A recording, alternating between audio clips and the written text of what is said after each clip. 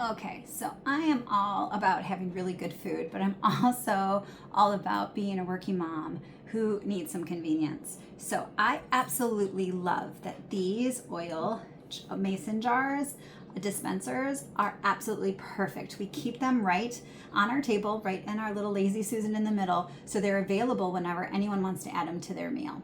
So in this case, you can see the olive oil, and you can see the beautiful little features here, how pretty this bottle is, and even the back. Look at all of that detail in the back. And then on the side, it will tell you at the 1/3 and 2/3 level. It is really easy. You just twist this off. It's just like a mason jar. You fill it. Then this, the little dispenser, you'll see kind of clips.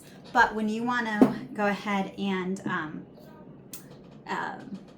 clean it, this just pops right off and just as easily pops right back on for you, right?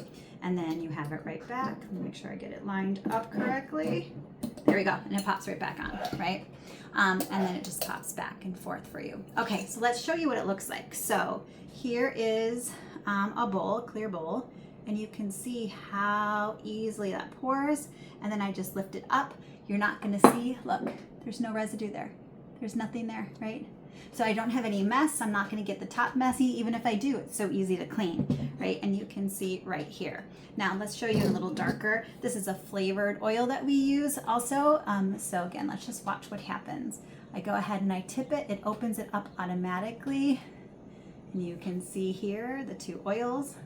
It's different consistencies, but that's it. And then look at the top, right? Nothing, nothing there. So easy, mess-free, super. You can leave them right, like I said, right on your table. They look adorable. They are functional, and you know what?